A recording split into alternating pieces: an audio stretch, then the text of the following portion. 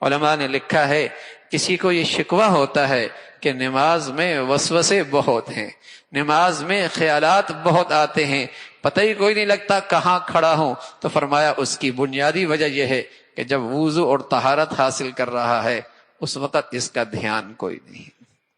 اگر یہ دھیان ہو جائے کہ اللہ کے دربار میں حاضری ہے،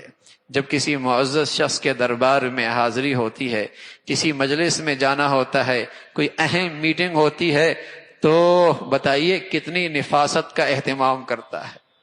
کتنی باریکیوں کا خیال رکھتا ہے، فلاں جگہ حاضری ہونی ہے، ہر چیز کا دیکھ لیا جائے، ہاں اہتمام ہوتا ہے۔ تو اللہ کے دربار میں بھی تھوڑا سا اہتمام ہو جائے، بارگاہ خداوندی میں حاضری ہے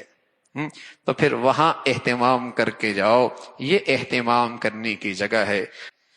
اس لیے رسول اللہ صلی اللہ علیہ وسلم نے کیا دعا سکھائی ہے کہ جب تم وضو کر لو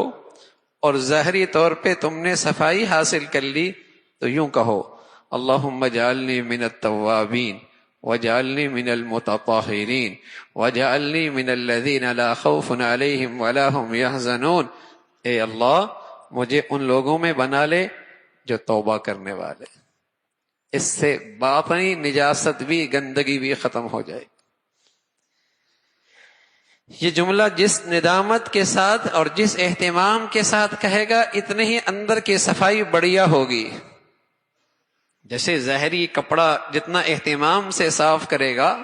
اتنی اس کی صفائی ہوگی۔ اس کی بھی تلقین ہے، کپڑے صاف ہوں، ہاں جسم صاف ہو، بال صاف ہوں،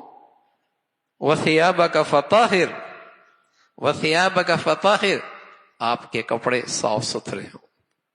آپ کے کپڑے صاف ستھرے ہوں۔ تو رسول اللہ صلی اللہ علیہ وسلم نے دعا سکھائی ہے کہ جب تم نے وضو کر لیا اور تمہاری بارگاہ خداوندی میں حاضری ہونے لگی ہے تو ظاہری طہارت بھی ہو گئی، تو باطنی طہارت کا بھی اہتمام کر لو اور یوں کہو اللہم اجعلنی من التوابین وجعلنی من المتطہرین وجعلنی من الذین لا خوف علیہم ولا هم یحزنون۔ اے اللہ مجھے توبہ کرنے والوں میں شامل کر لے۔ میں عرض کر رہا ہوں یہ کلمات جس قدر ندامت کے ساتھ اور جس قدر اہتمام کے ساتھ ہوں گے باطنی صفائی بھی نصیب ہو جائے گی۔